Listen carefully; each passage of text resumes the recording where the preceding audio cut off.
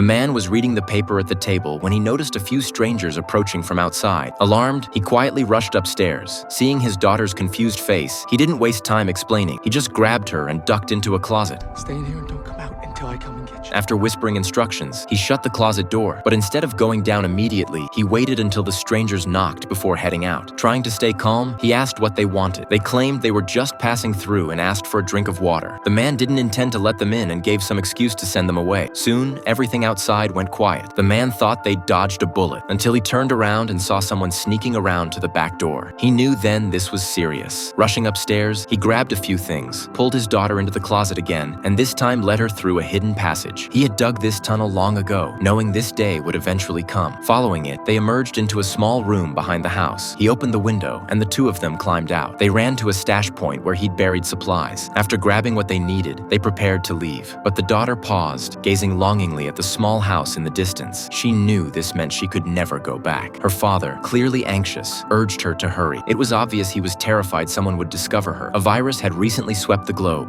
one that only infected women. As a result, less than 1% of females were left in the world. If his daughter fell into the wrong hands, the consequences would be unthinkable. That's why the man had been constantly on the move with her. Now, their journey as fugitives truly began. That night, they found shelter in an abandoned church. It was bare, but at least they could sleep. The next morning, the man took his daughter and set off again. Their destination, the remote home where her grandfather used to live. Isolated and less likely to draw attention. Because it was a long journey, the man tried to hitchhike along the highway. Luckily, a young guy offered them a ride. Throughout the trip, the man lied and said the child was his son, trying to avoid any suspicion. Unfortunately, it didn't take long for the guy to figure it out. The man quickly came up with an excuse to stop the car, pulled the young driver aside, and bluntly told him he was taking the car. The young man could only watch in shock as the two walked off. The man felt deeply guilty, but when it came to his daughter's safety, he didn't have the luxury of remorse. They kept walking. Who knew how long it had been? But finally, they reached the grandfather's house, only to discover that someone else was already living there.